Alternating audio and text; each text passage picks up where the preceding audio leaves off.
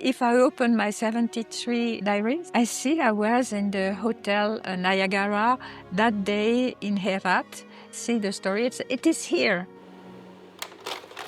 In 1973, a woman left behind expectations, comfort, and the world she was told to belong to. She kick-started her Yellow Kawasaki 100 and vroom! She rode straight into history, alone, around the world. First French woman to ever do it. Her name is Anne-France Dautheville. 4 years ago, when I first rode a motorbike, I came across her name. It lit a fire. That same day, I bought a dual-channel microphone, driven by one dream: to meet her, hear her story, and share it. This is that story as she lived it, as I dream it.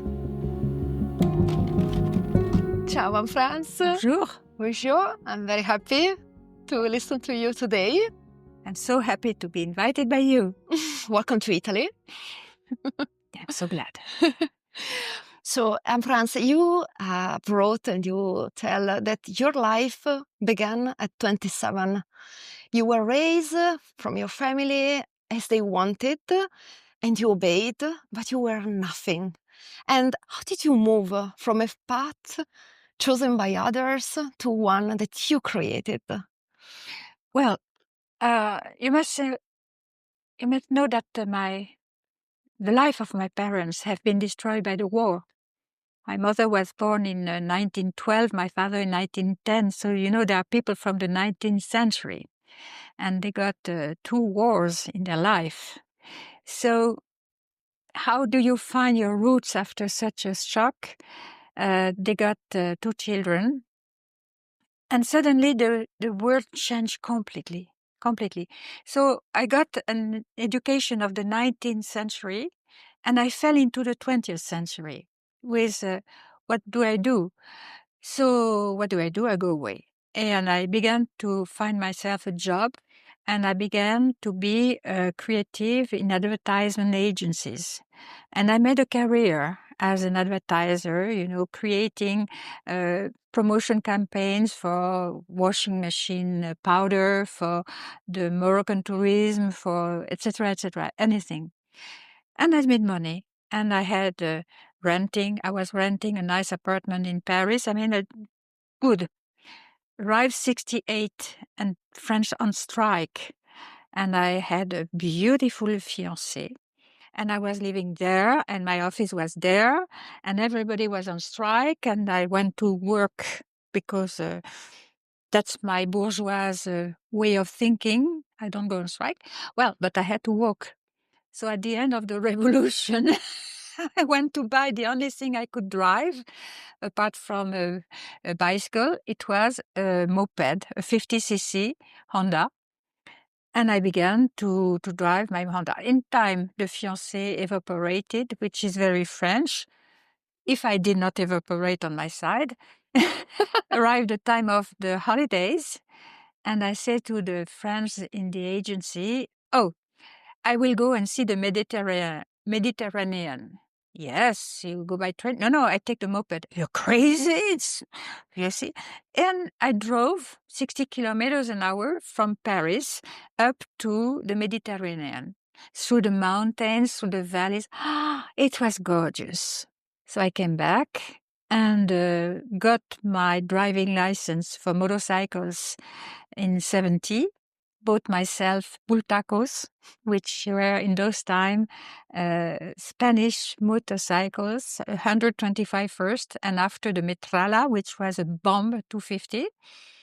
And each holiday, I went travel, and in France, around France, etc. And I loved it more and more. And finally, I realized that I was very happy 1 month a year, and just happy the 11 others. And when I die, I will have only 1/12 of my life, which is perfect? No way. So I went away.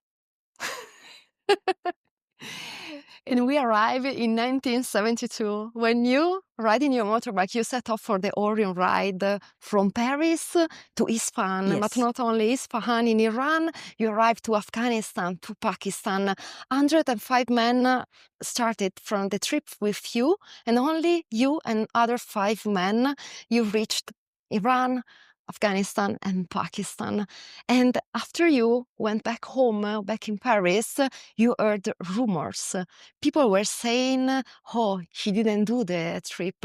She wasn't riding the motorbike. She was on the back of the truck. How did you turn? And you forget something. I am, how do you say the name for girls who sleep with everybody, not a prostitute because I was not paid, I suppose. No. Do you see what I mean? Gold digger? No. It will come back, I will tell you. When you will have my age, you will see that you have holes in your memory. I imagine, but when you speak about travels, you haven't. In fact, I learned that because as I had no money anymore, I went into the holiday house of my parents in the countryside and I wrote my first book. And when I came back to Paris, yes, I learned that I made a trip in a truck, that I lie and I, etc. And I was not very happy. I learned that on a lunch with a friend who was a journalist on motorcycle. The magazine was called Champion. And when I learned that, I came back to the office. And in front of everybody, I said, if it is like this, I'll go around the world and I will have it constated by a huissier. I don't know how you say huissier. It's somebody whose job is to tell that you tell the truth. Mm-hmm. And I kicked a piece of wall or what, I don't know, something, and it bent. I was so furious that it bent. But after I had to do it. So how do you do when you're almost a prostitute? You drive, you travel in the back of a truck, etc., and you lie. How do you do to find a motorcycle to go around the world?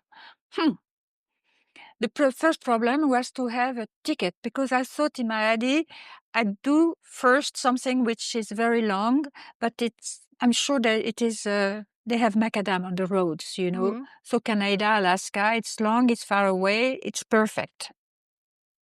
So the first thing was to have a ticket, the plane ticket, because the deal is I have a motorcycle that is lent to me by an importer. I drive it. In exchange, I go to all the radios, TV, etc. for the promotion, and I give it back when I finished. Okay. Nobody wanted to give me a motorcycle, or to lend me a motorcycle. It's a garage who lent me the smallest little things you can find. It was a Kawasaki.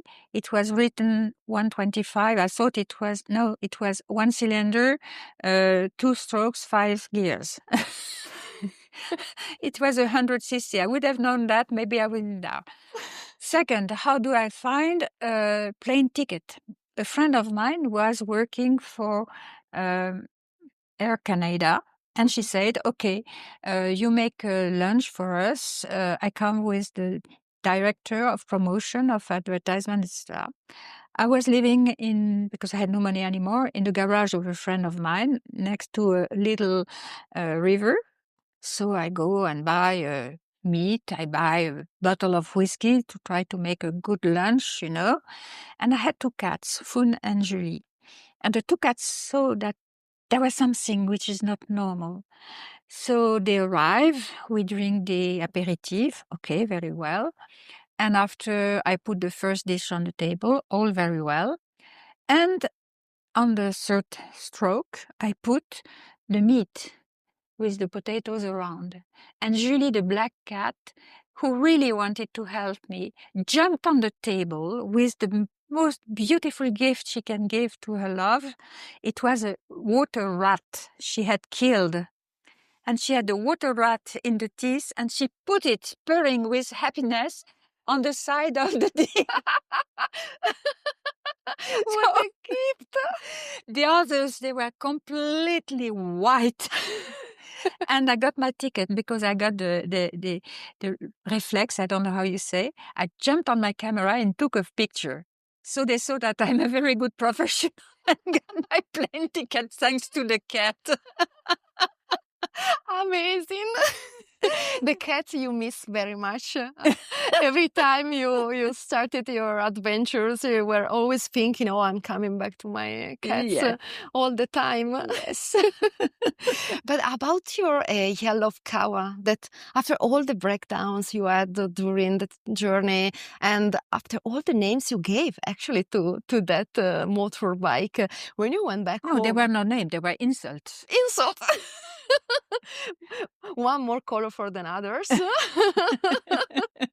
After you go back home, after your first solo trip around the world, you have the Kawa, the Yellow Kawa in front of you. What did you think about her? Like, did you love her or did you hate her? No, it is a machine.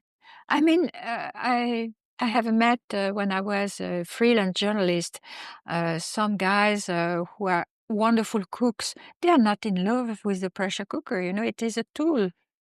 It's not a person. There are tools which are better.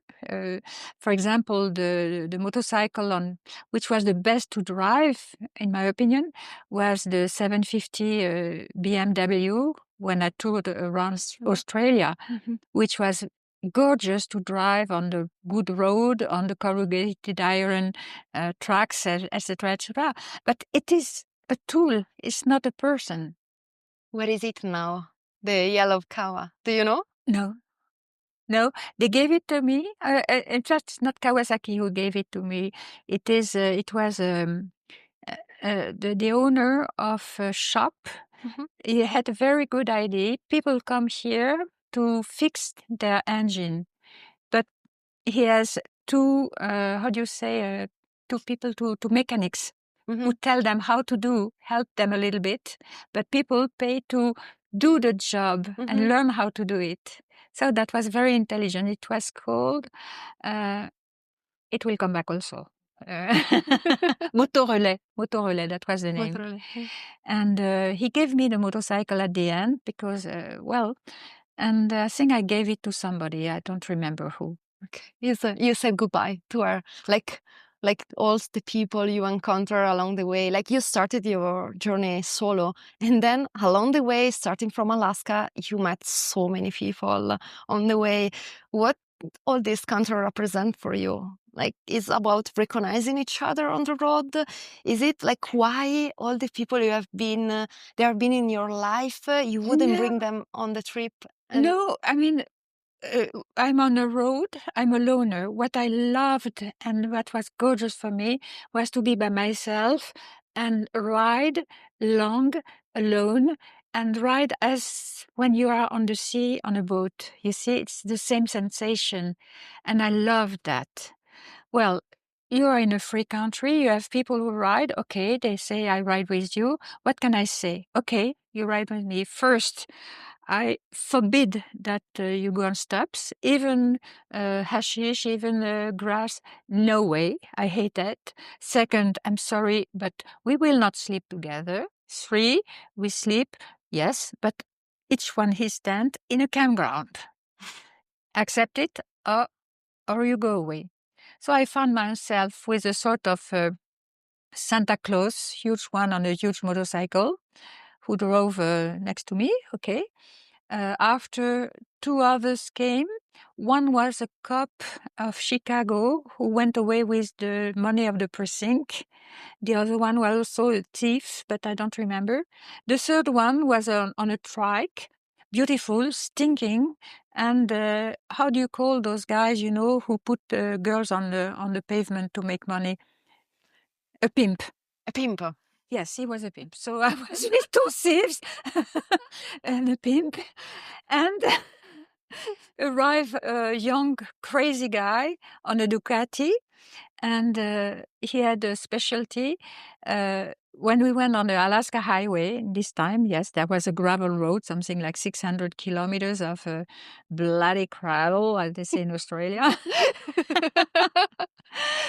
And he had a specialty. He drove very fast and straight when there was a curve. So he fell down. So we used to stop and getting... But you wouldn't bring to any of your journey someone that you know from home, a friend, a person, a family.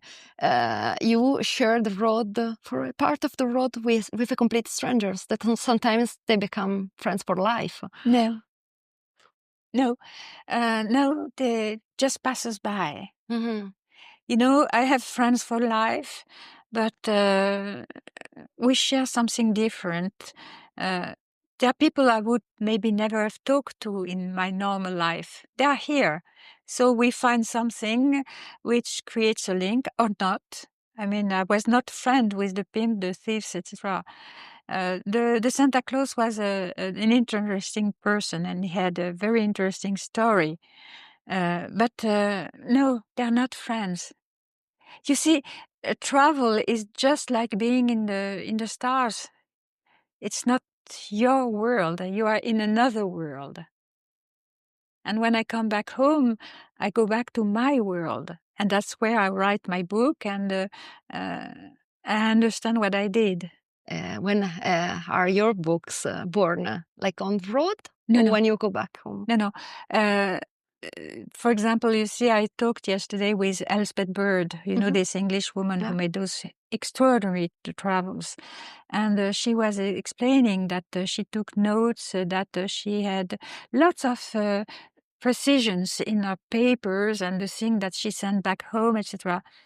I was traveling, and that time it was with maps on paper. And I have still my notebooks, you know, diaries, my diaries.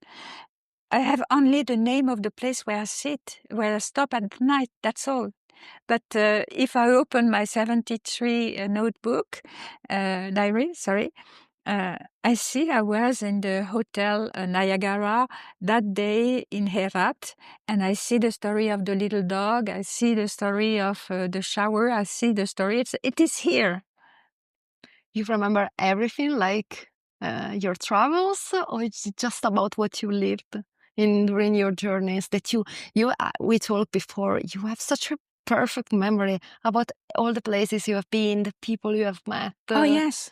It's just about travel, or it is so intense on the travels, you see.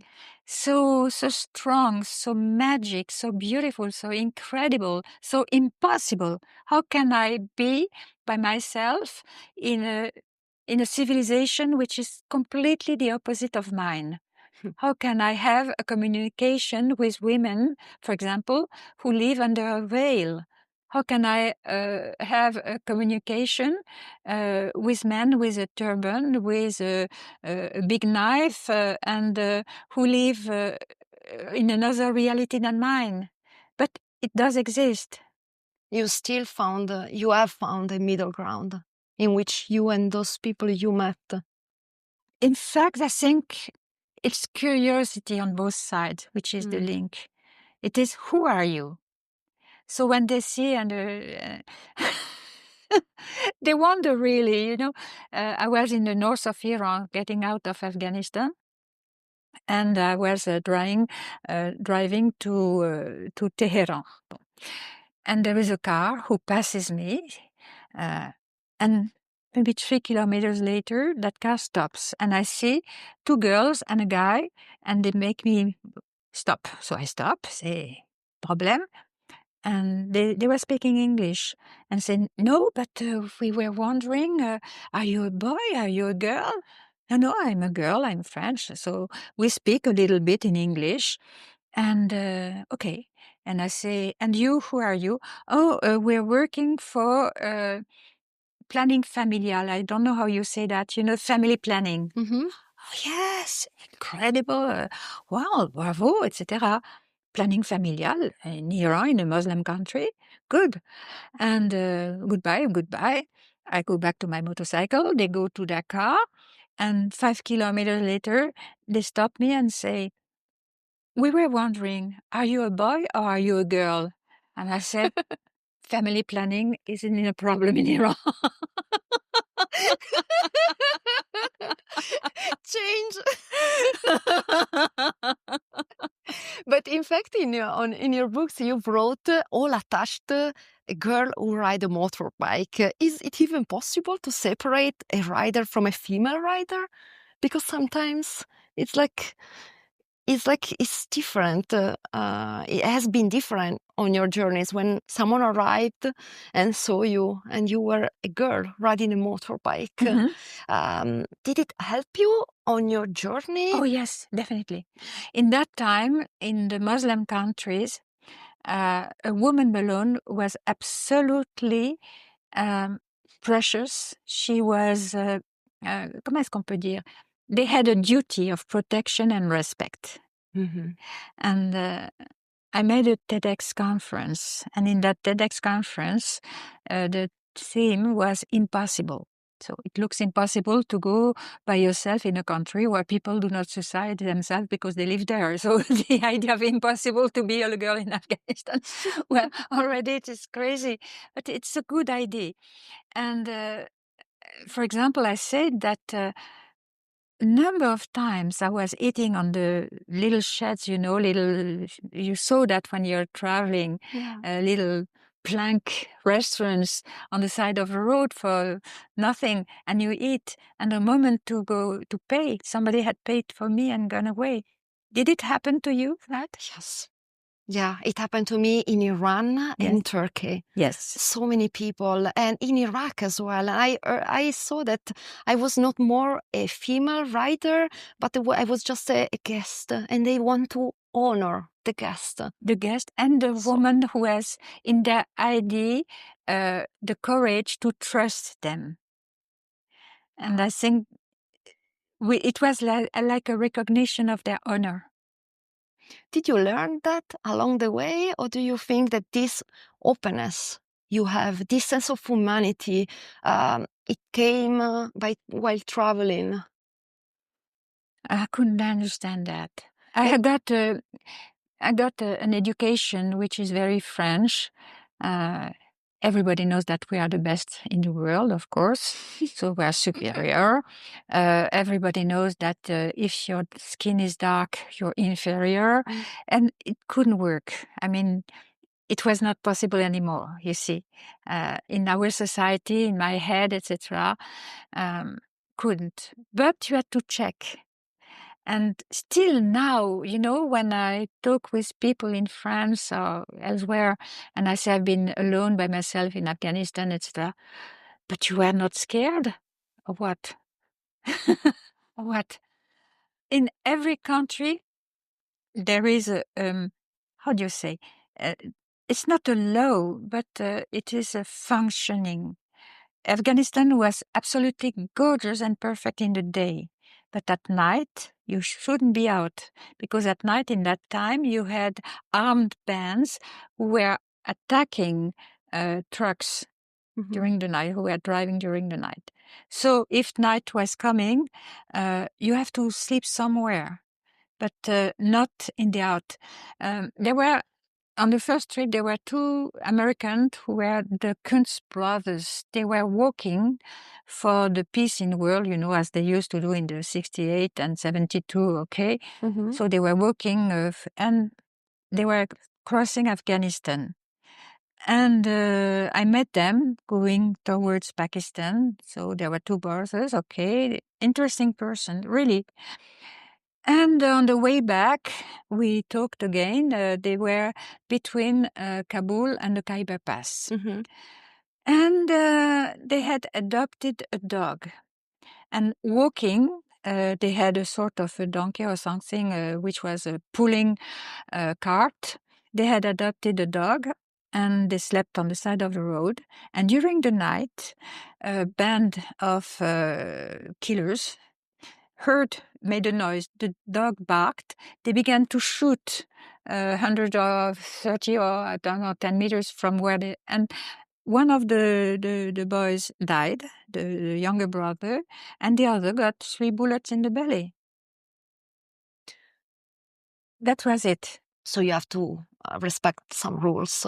Yes. Okay. But, in France, even in France and in the city where I live, there are places I wouldn't go by myself at night.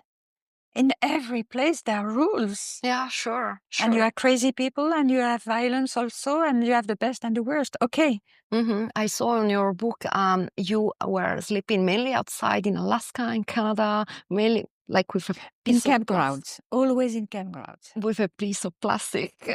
Yes. Not even a tent, right? No. It was a big plastic sheet, which I put on one side on a motorcycle. The motorcycle was leaning on a tree. I put the tarpaulin on the other side around my luggage, and there is a little bed which you can do and undo in between. Mm-hmm. In fact, it was perfect to sleep, but in Canada, there was a problem. The squirrels. Ooh. And the squirrels, they saw that, and they made tick, tick, tick, tick, tick, tick, tung, vroom, because it was so fun to slide. So tick, tick, tick, tick, tick, vroom. So I didn't sleep very much in Canada and Alaska. Sometimes you sleep with a cat, I read. And there is also the story of the little dog. I don't know if I put it in the book. Which one will you On the share? first trip, I arrived in Herat and a camp in the garden of the Hotel Niagara. Mm-hmm. And make my camp, okay. And it is cold. It was cold because it's a bit up in the mountains. Mm-hmm. And there was a dog in this hotel, and he came to sleep with me. So I slept with the little dog, and in the morning we said goodbye, and I went on my trip. And when I go around the world, arrive in Herat, and as I'm a good guest, I'd go to the Niagara Hotel. And the boss, he says, no, we are going to close, so... And the little dog, he arrived like mad. It jumps about me. I'm so happy to see you again. And they saw that I'm a good guest because I come back. And I had a room with 4 beds. Wow. And I had a shower also. The shower, you had a big, like a room with a hole in the middle. You had a little seat and a bucket of hot water. Okay. And the locker, it was the boss who was on the corridor outside, like this on a chair, so that people do not come in. It happens to me in Iran that so many Iranians, while I was visiting some archaeological sites, they told me, "Oh, don't worry, I will look at your motorbike. I will take care of it." Did it happen to you as well? Yes, it was always like this. For example, when I make my conferences, I have slides. I used to take photographs with slides, and I memorize them, and I show the slides on a screen. And there is a photo I took in Amritsar, where you have the Golden Temple. So I left the motorcycle with all the gear on it next to a shop, and I took the photo of the people who were around it to keep it. Any one of them could have lived with one of my bags for 1 month. Nothing ever went away because it was their honor. And they were so happy to help something which was just like a Martian, in a Martian Chronicle, a girl by herself on a motorcycle. In those times, it was very seldom. Now there are lot of girls who travel a lot. And a friend of mine told me that when she goes to India, now she has problems which did not exist in my generation, because they all have cell phones. And they watch porno on the cell phones, and they think that the Europeans are like this. And she has problems which did not exist in my generation. Sure. It's very true. It's very true. Yeah, I experienced that they have a prejudice on that based on what they see online. And there are no distinction. You come from Europe, so you are like, as I see on the screen. Yes. It is like this. Yes. Unfortunately, that's a big difference from probably the time you were traveling. There was another problem when I was traveling. It was the road to the drugs. So they used to see girls and boys who were destroying themselves with drugs the more they went to India, and they usually went to die over there, But in the same time, they made a difference. there is a place I love so much in the east of Turkey.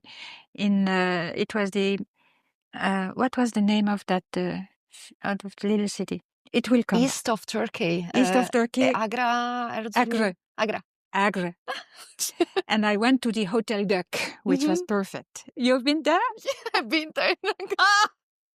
That's why And the boss of the Hotel Duck told me, when I see a woman arriving by herself, I know if she comes from drugs, for love, or for peace. They're not stupid. In those times, they could make the difference. You see? Yeah.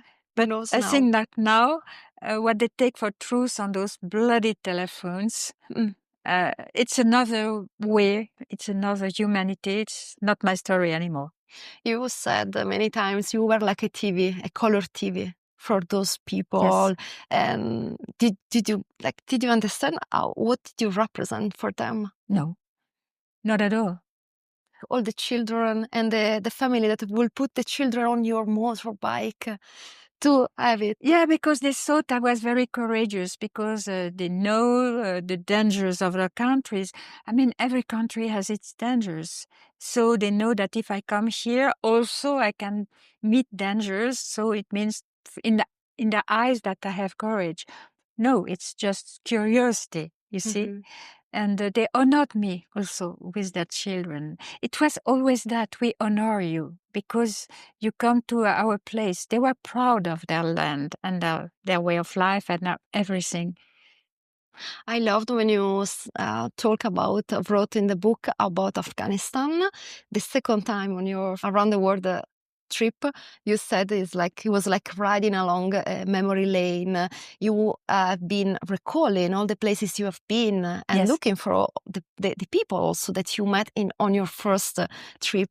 How was it? Because when you are so far away from home, it's something I'm looking for too, like to recall, to recognize someone I met last year, to feel familiar, a sense of familiarity to a place so far from home. No, I have a problem in life. Since I'm a child, I do not recognize faces. I'm very glad to talk with you, but in 2 or 3 days we meet in the street, I will say, yes, I know this person. Once I was 14, I crossed my mother in the street in Paris. I didn't recognize her face, so she never forgave me. And the places? The places, yes, I do.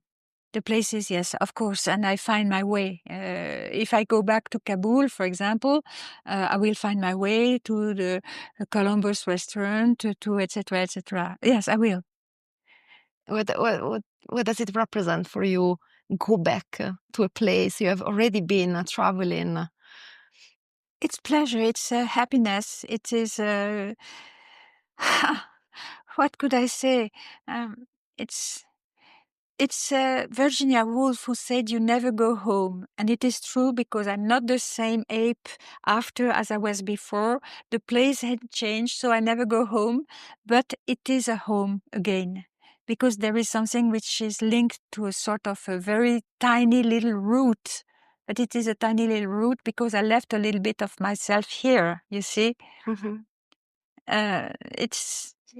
It's very magic, when you go far away from your safety in the eyes of the others, when you go out of all your les repères. How do you say repères, Restore to... No, I think that you show to know and show you the signpost on your life, on the nature of everything.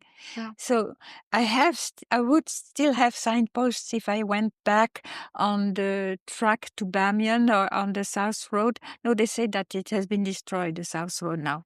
You went through the South when you came to Kabul? I entered from Iran to Herat, then I took the Central Road to Kabul, passing by Bamiyan. Yes. And then... to go to Bamiyan, you had to go to Ghazni. You went on the north I took to a very Charekar? I took a very impossible road to the minaret of Jam. To me, it was very important to see the minaret of Jam that is in the middle of the Hindu Kush mountain. Yes. And as we were speaking before, Afghanistan it's a big mountain. The nature, how is it? It is crazy. Just like if the mountain was rushing one after the other. And on that time, the road to Bamiyan, you could drive it on one way, but not the other way because it was too steep. Even the four wheels couldn't go up. So you had to come back through Charekar. And did you meet did you ride on the sand? Like the road, how were the road in No, Afghanistan? there was no sand over there. It was rocks. And I did like to go on corrugated iron as I did in Australia. Oh, it was crazy in Australia, corrugated iron.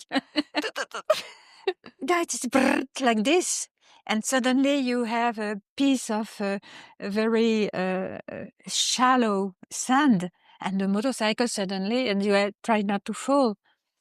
And it has nothing to do with the with the tour around the world. But I was on the Nullarbor Plain, south of Australia in 1975. And it was the first 750 BMW, which was a gorgeous motorcycle. And corrugated iron, you take it on the 90 kilometers or 90 kilometers an hour because you fly over and arrived this patch of deep sand. So I tried not to fall. And it was very difficult. And I was maybe, 15, 20 kilometers an hour. And suddenly arrived two emus, those sort of ostriches who begin to run along the motorcycle. And one of the emus put its neck over my arm, which was on the handlebar, looking at the little needles which were moving. And I said, go away. And she says, look, Jenny, it moves. And she removes her. And the other emu puts her neck over my arm and looks at me. People go on drugs I do not need. Yes! It's crazy.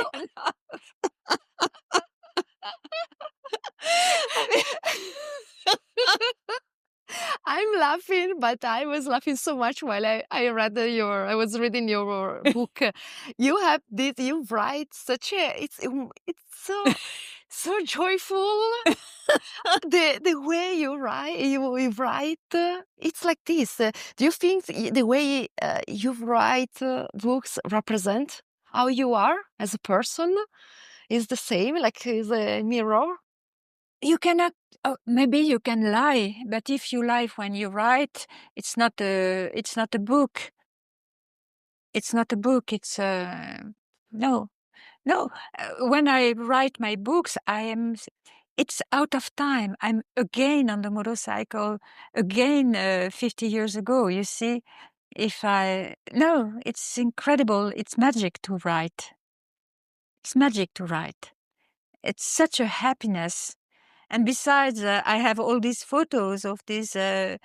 So each time I look at one, I smell the smells, And they say that you do not have the memory of the smell. It is not true. Mm. So I hear the noises. I'm there. The smell is very powerful. You're just there back again if you smell a particular. The first time I drove in France and I went to the south of France, and I remember I went on top of one of the mountains in the Alps, in the small Alps, and suddenly I had that shot of lavender. I'm still there. It was magic. And I have a big nose, so I can smell very well.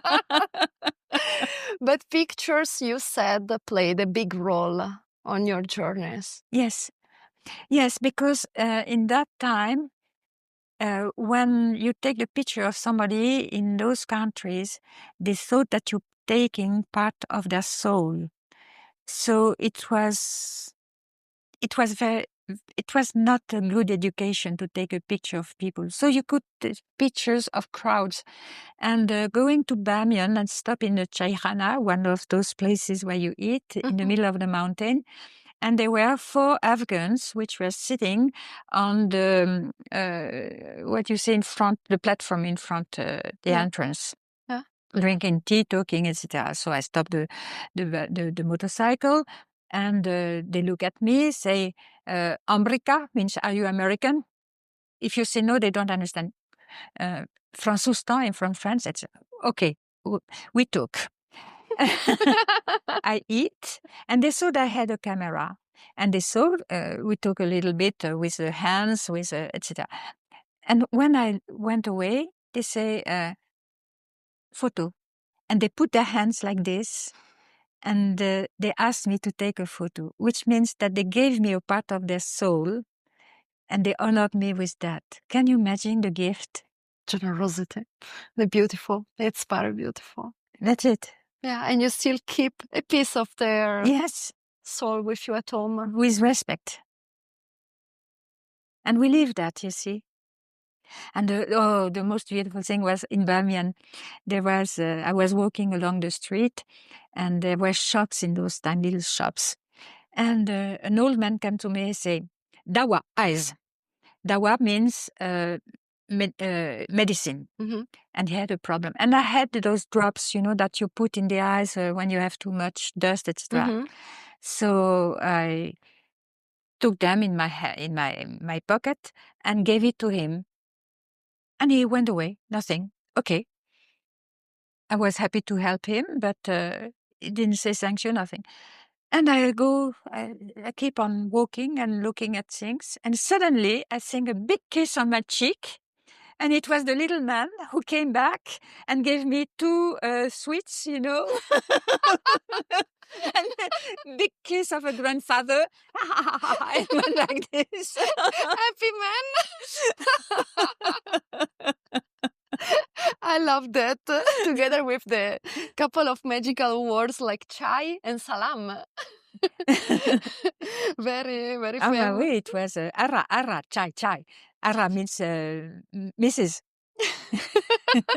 French people, like Italians, I have to tell you, we in those countries we are like funny people. They get along with us. I didn't have any problem. I think also you as a French woman. No, they had a problem with the Americans. Mm-mm.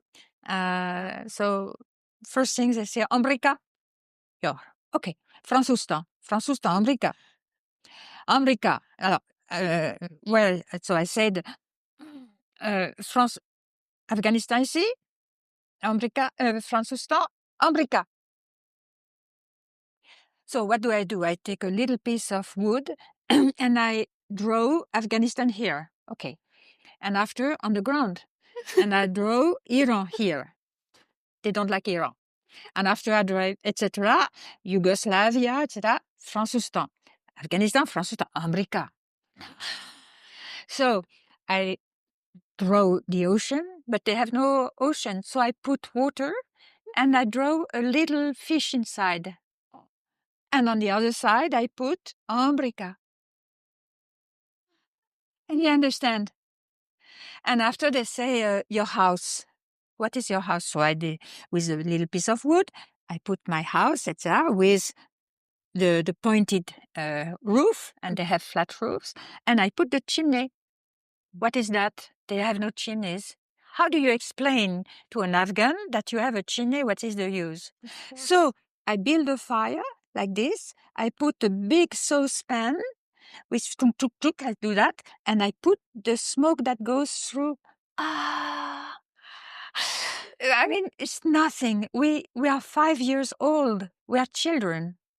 But the fact that they stopped, they gave me that time, that curiosity, it was gorgeous. Can you imagine an Afghan going to Paris and people who stop for them like this? That's I did learn to trust the world and to be open and curious traveling, because I always tell myself, oh, but an Italian, an European will never treat a guest, a strangers like this. Will never. I was invited at home. People would open their houses. For me, I was a stranger. Yes, they opened their house.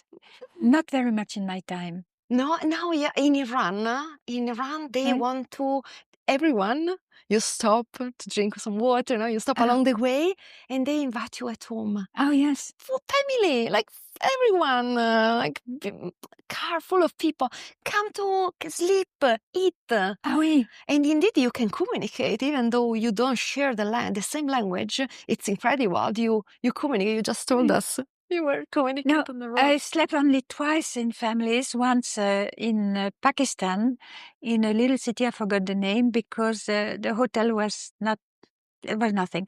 So I went to school and I asked if I could sleep in the school.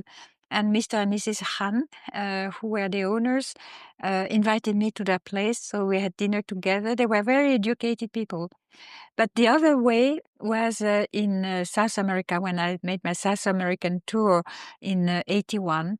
And I went in Bolivia, in a little village which is called Betici. Mhm. And the hotel there was really filthy, horrible. So I went to the school and I asked if I could sleep in the school room. And it was just a couple with 2 kids who were living there, and being the school teachers, etc. They invited me for the dinner. The dinner was water they took in the Rio, and they put some pasta in it with herbs from the garden. That's it. They were broke. And after I said, okay, I go sleep there. No, they gave me their room and went to sleep with the other room with the 2 kids. And in the morning, on the moment of leaving, I said, look, I had learned how to speak Spanish, which it's completely different. And I said, look, if I were in a city, I would go and buy you a bunch of flowers, but you have no florist in Betici. So do you allow me to give you a bunch of flowers? And I gave them a bill of 100 pesos, which was the price of a cheap hotel room. Mm-hmm. But I knew that hospitality you do not pay because it is their honor. And in the same time, they needed the money and they understood what I said. And the woman took the money and the man said, Mira, wait. He ran into the house and comes back with a gift. It was on a piece of cardboard, a little toy. It was a little Indian on a horse. And to make extra money, he used to paint toys for a shop. And he gave me this little Indian. And we looked at each other because we knew it was not this question of money. It was cleaning the money.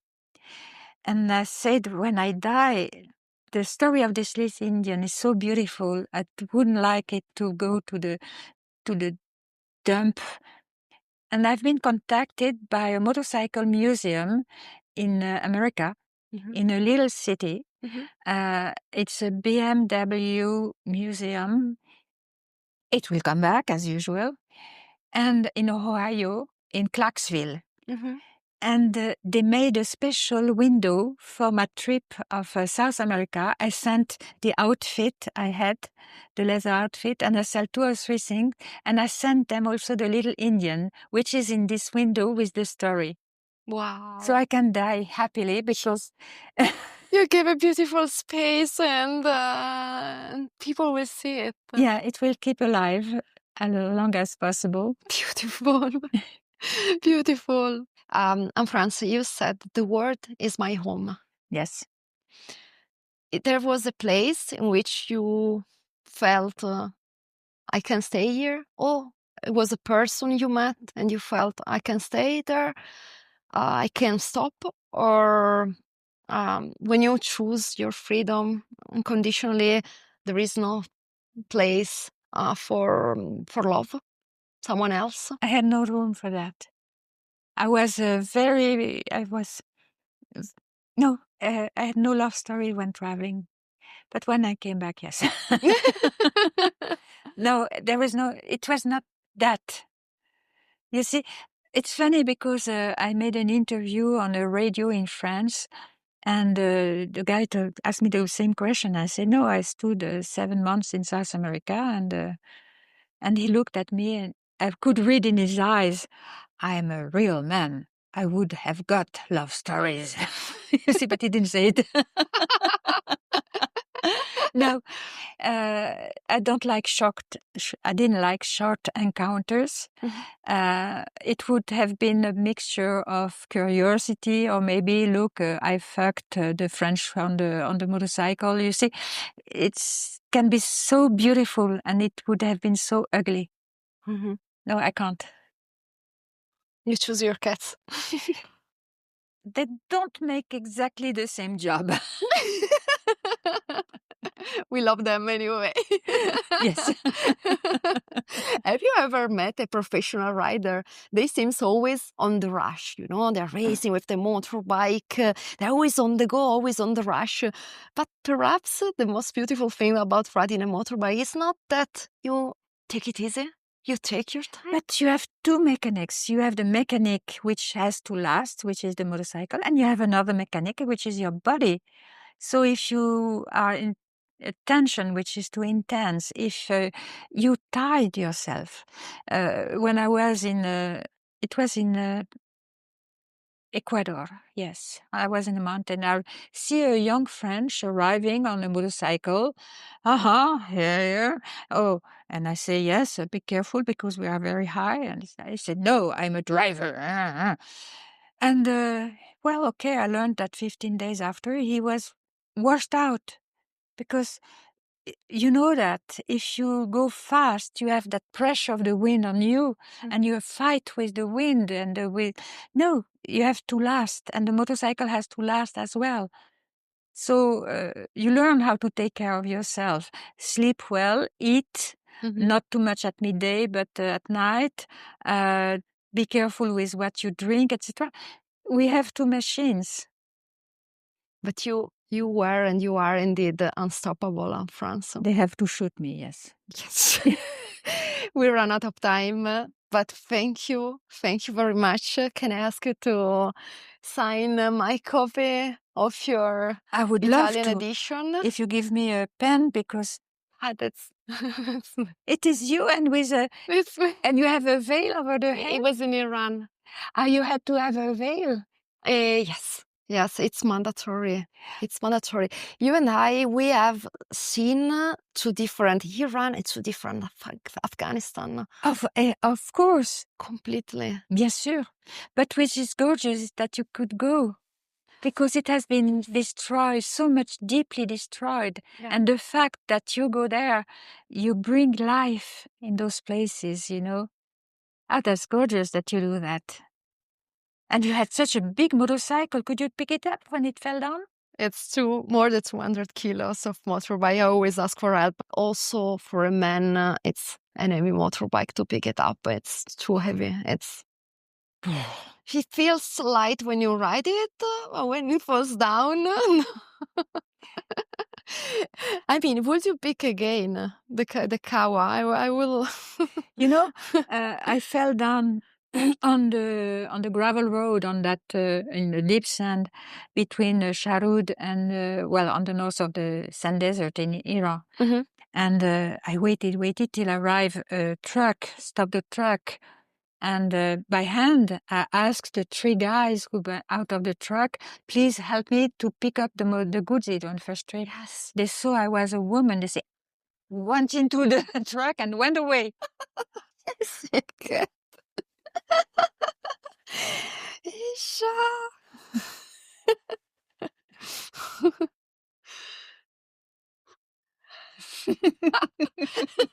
The mouse. Merci beaucoup. Merci beaucoup. Thank you very much, Anne-France. After 50 years, I got asked many times, are you riding the motorbike really? Is it true? You're not waiting for your boyfriend. So after 50 years, still things happen. But thank you for your story that led us the way. And thank you for your time. And no, it's so crazy, to have this end of life, which is so happy, and meeting people and exchanging and seeing that, I don't know, it's incredible. Be published again. Endless adventures. Yeah, I mean, I would have been told 30 years ago that my body would hurt so much that I'd be so destroyed, etc. I would say, okay, I stop. No, it's gorgeous. I'm still so happy, so funny. I want to write a book now which say that it's crazy to be old. I will need a copy signed. Thank you, Anne-France. Okay. Thank you very much. Thank you. What is that? Wow, press! How do you deal with the spotlight? No, it's part of the job. Mm-hmm. But it can be very interesting because when you have a good interview like today, it forces you to think another way. So it keeps you very, how could I say, you're not locked into your truth, you see? Mm-hmm. The question people ask you give you another entry into the reality. So on the contrary, it feeds you, you see? Yeah.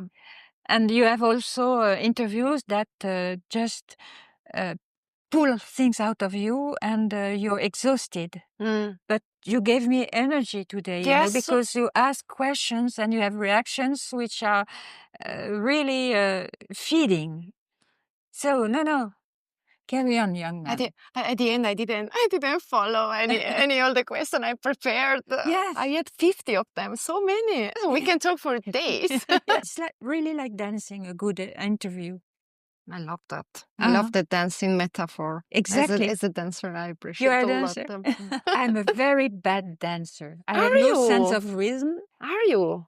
Oh, no, I'm very bad. No. I learned classical dancing when I was in my good education and a kid. And I was awful. No, I'm not a good dancer. Too many rules to follow. But I was good dancing on the motorcycle when there was wind. She dances with the words, which is very, attractive to us. Well, at least it is less tiring than walking on your feet. Riding motorbikes off-road, it's like a dance. To me, it's the closest thing to dancing. Yeah, and in fact, the only thing that really scared me on motorcycles, apart from grease on the ground, it's the wind. Because when the wind makes you dance, really, what can you do? You know that on the BMW, I've been washed up by the wind into a ditch, next to a ditch, by the wind in Scotland. And another time in France also, I got a slash of wind and there was a truck in front. And you have this feeling that you cannot do anything. Nothing. But I want to ask you, are you smoking? Still no.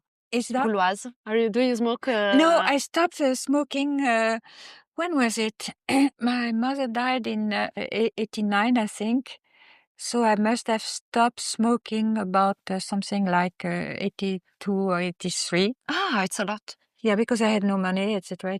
And it was not good anymore. So I stopped, and she died of lung cancer.